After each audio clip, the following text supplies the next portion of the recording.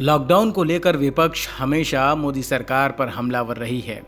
विपक्ष की तरफ से सवाल किया जाता रहा है कि लॉकडाउन को जल्दी लागू किया गया, लोगों को पहले से तैयार नहीं होने दिया गया।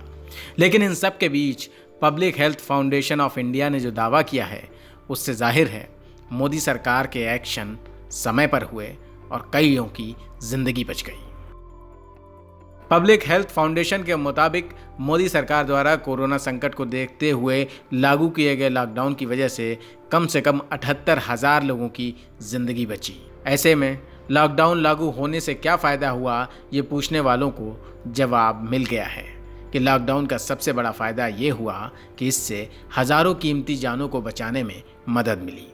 महामारी को कुछ इलाकों तक सीमित करने में बड़ी सफलता मिली और हेल्थ का बुनियादी ढांचा भी खड़ा किया जा सका।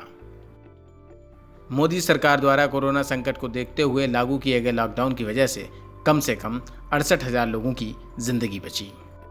लॉकडाउन में रियायत मिली तो कोरोना संक्रमितों की तादाद में तेजी से इजाफा होने लगा। संक्रमितों की संख्या अब रोजाना 1000 में नहीं बल्कि 5 से 6,000 तक पहुंच रही है।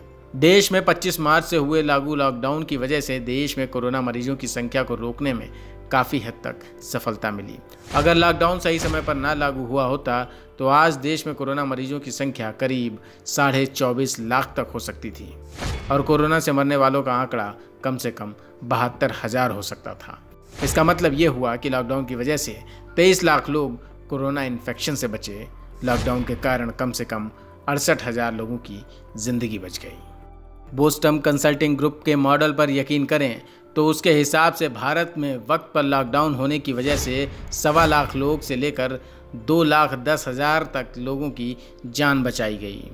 और अगर लॉकडाउन ना होता तो भारत में कोरोना के मरीजों की संख्या 70 लाख तक हो सकती थी। वहीं मिनिस्ट्री ऑफ स्टैटिस्टिक और इंस्टीट्यूट ऑफ स्टैटिस्टिक की स्टडी कहती है कि लॉकडाउन के कारण 20 लाख लोगों को कोरोना संक्रमण से बचाया गया।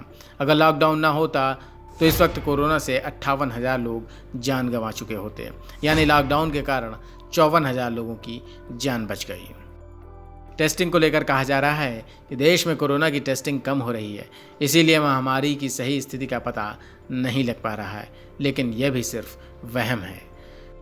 22 मई को दोपहर 1 बजे तक देश में कोरोना के 27,55,714 टेस्ट हुए। 18,287 टेस्ट प्राइवेट लैब में कराए गए।